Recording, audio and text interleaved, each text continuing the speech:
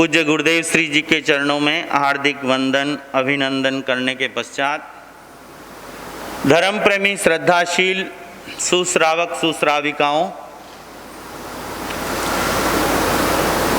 एक छोटी सी कथा जो प्रतिदिन आप सुन रहे हैं,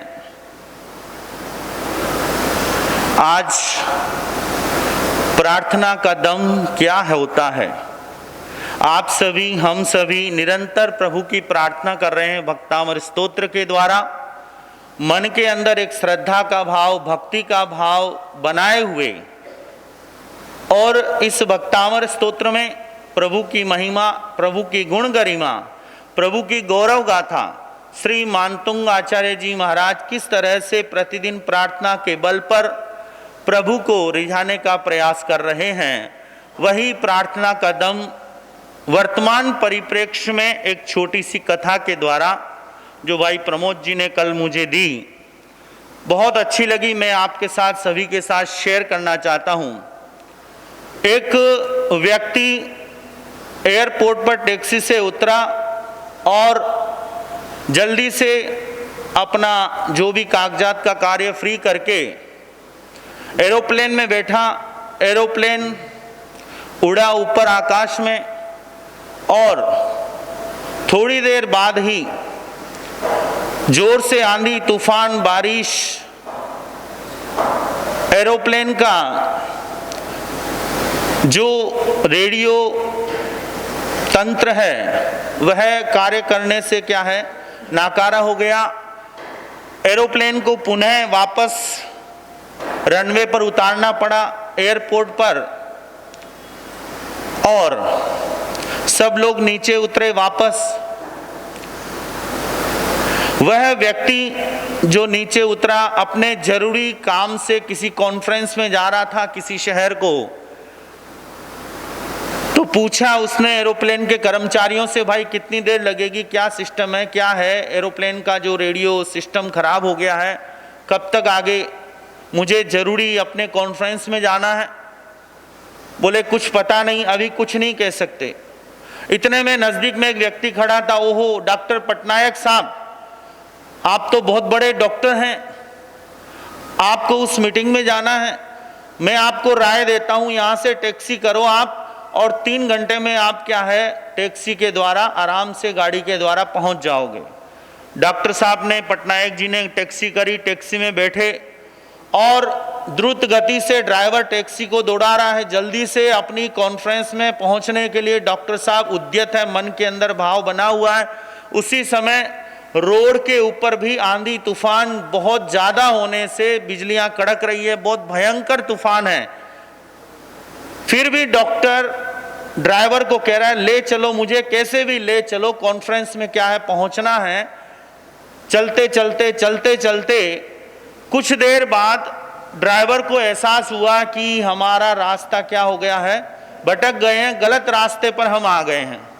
चलते चलते आंधी तूफान के उस बर्फीले समय के समय चलते चलते एक रास्ते में जंगल में छोटा सा मकान दिखता है। ड्राइवर कहता है, साहब अब आगे आने की जाने की पोजीशन नहीं है, तूफान ज़्यादा है, क्या पता किस रास्ते हम पड़ गए हैं, रास्ता भी सही नहीं दिख रहा, मोबाइल ट्रैकिंग वगैरह जो भी रास्ता गूगल वो भी काम नहीं कर रहा। ऐसे टाइम पे हम रास्ता भटक गए हैं, तो क्या ही अच्छा हो हम कुछ देर के लिए 2-4 घंटे इस छोटे से घर में विश्राम कर लें और इनसे रास्ता पूछकर आगे का क्या है दिशा तय करें।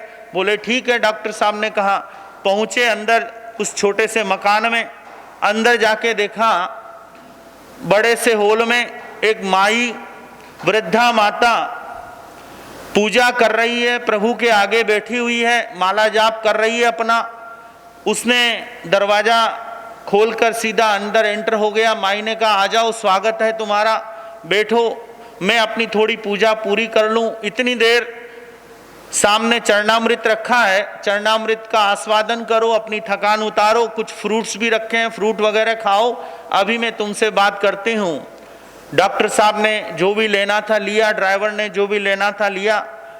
माई जो वृद्धा माता अपना माला पाठ कर रही थी, साथ ही साथ एक नन्हा सा बच्चा जो कंबल में लेटा हुआ था उसे क्या है थपथपा रही थी, लाड़ कर रही थी, प्यार कर रही थी।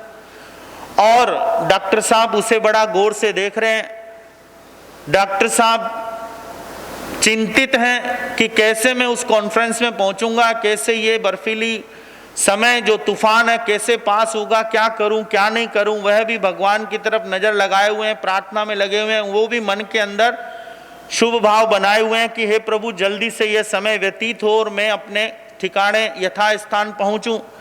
अब वृद्धा माता की भी पूजा पूरी हुई माई की। माई ने कहा, हाँ जी बोलिए क्या बात है। बोले मैं आपकी एहसान, आपके परोपकार से, आपके प्यार से बड़ा प्रफुल्लित हूँ, प्रमुदित हूँ और मुझे अच्छा लगा आपके यहाँ पर आकर। बस आप भी जल्दी से मेरे लिए प्रेयर कीजिए कि यह बर्फीला समय, यह तूफानी जो समय है बारिश का जल्दी से थम जाए और हम यथा स्थान पहुँच जाएं। तो वृद्धा माता कहती है ऐसी कोई बात नहीं है, कोई उपकार की बात नहीं है। अतिथि देवो भव, आप हमारे घर आए हैं, हमारे अतिथि हैं, देवता के समान हैं और मैं अवश्य ही आपके लिए भी प्रे कर रही हूं और करूंगी कि जल्दी से समय स्वस्थ हो और आप अपने स्थान पर पहुंच जाएं। साथ ही साथ एक और दुआ जो मैं कर रही हूं वह भी प्रभु जल्दी ही कबूल करेंगे। बोले कौन सी दुआ। बोले आप देखिए यह जो नन्हा सा बालक 4-5 साल का जो कंबल में बीमार अवस्था में लेटा हुआ है, जिसे मैं थपथपा रही हूँ, इसके नाम पिता है न माता है। मैं इसकी दादी हूँ, मात्र ये और मैं 2 ही परिवार में बच्चे हैं। यह गंभीर बीमारी से त्रस्त है और मैं प्रभु से दुआ कर रही हूँ इसकी बीमारी जल्दी से ठीक हो जाए।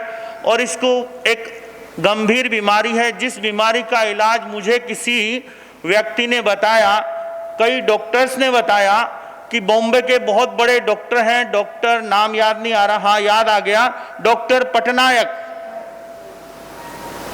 झटका लगा आप सबको जोर से। माई ने क्या कहा, मुझे डॉक्टर पटनायक का नाम बताया सभी ने और वह डॉक्टर पटनायक ही मेरे इस बच्चे का ऑपरेशन करके इस बच्चे को क्या कर सकते हैं, स्वस्थ कर सकते हैं। डॉक्टर माई का मुंह देख रहा है। माई उस व्यक्ति, उसे तो नहीं पता वो डॉक्टर पटनायक है, उस व्यक्ति का मुंह देख रहा है। दोनों एक दूसरे का मुंह देख रहे हैं। बस मैं यही दुआ कर रही हूं कैसे करके डॉक्टर पटनायक के पास मैं अपने बच्चे को ले जाऊं और मेरे बच्चे का वो ऑपरेशन कर दे और जल्दी से मेरा बच्चा क्या हो जाए, स्वस्थ हो जाए। यही दुआ कर रही हूं। माई के चरण किसने पकड़े? उस डॉक्टर ने, माई कमाल है, तुम्हारी प्रार्थना ने क्या दम है कि मेरा एरोप्लेन ऊपर आकाश में उड़ता हुआ नीचे उतरवा दिया, आंधी तूफान ला दिया। उस प्रभु ने, तुम्हारी प्रार्थना में क्या दम है और मुझे राह भटका दी। राह भटकाते भटकाते गूगल सब फेल हो गए और मैं खुद तुम्हारी झोपड़ी में, तुम्हारे घर पर क्या हो गया, उपस्थित हो गया। लाओ इसका इलाज मैं अवश्य करूंगा। यह है प्रार्थना का दम। देखिए, जो हम सच्चे दिल से, जो सच्चे भाव से प्रार्थना करते हैं तो वह अवश्य ही फलवती होती है। निस्वार्थ भाव से की हुई प्रार्थना का दम आप देखिए कितना बहुत ही सुंदर उदाहरण यह आपके सामने है कि डॉक्टर को स्वयं प्रभु ने उसके घर पर क्या है, इलाज के लिए भेज दिया। कहाँ, कैसे, किधर उधर कुछ नहीं, जो समय पर हो गया वो हो गया।